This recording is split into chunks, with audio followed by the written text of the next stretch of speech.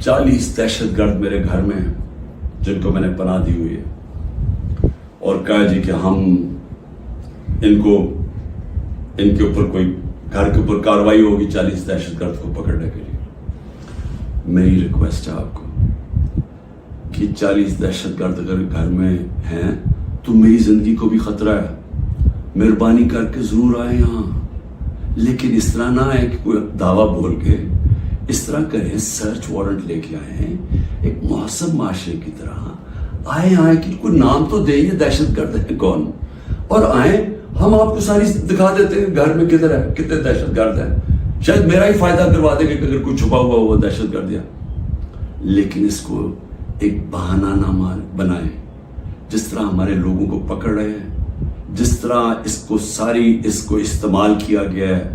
तहरीक इंसाफ के ऊपर crack down करने का, इसको भी इस्तेमाल ना करें कि जिस तरह कि जी इमरान घर 40 दहशतगर्द छुपे हुए हैं तो हमला कर दो। तो इसलिए मैं आज सबको कह रहा हूं कि इस वक्त इसको और आगे ना बढ़ाएं, क्योंकि ये बढ़ती जाएगी, किधर तक जाएगी बात, इसमें तो कोई हल है ही नहीं कि सिर्फ पीडीएम को फायदा करवाने के लिए कि वो जो मैं बार बार कहता हूं कि ये हालात है कि 70% इस वक्त कौम इधर खड़ी हुई है, तो ये जो थोड़े से रेलू कट्टे हैं इनको बचाने के लिए यानी सबसे बड़ी जमात को खत्म कर देना है, खत्म करने की कोशिश, क्या ये हो सकता है? इसलिए अभी भी वक्त है, अकल करें, बात करें, मसला हल करें, और मसला एक ही है, मसला किसी से पूछ लें, तहरीक इंसाफ की बात नहीं कर रहा, किसी से पूछ लें कि इस मुल्क में सियासी इस्तेकाम आ ही नहीं सकता जब तक आप इलेक्शन ना करवाएं। मैं 1 साल से ये कह रहा हूं,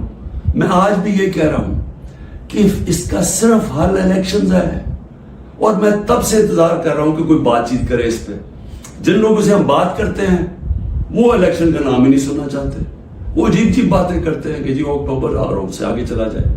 तो वो तो ये तो होना ही नहीं। अगर ये आज 70 है तो ये और बढ़ जाएगा आगे, लीड और इनकी बढ़ जाएगी, तो उन्होंने तो इलेक्शन नहीं करवाना।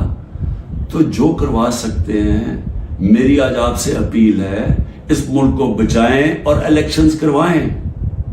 शुक्रिया। कितना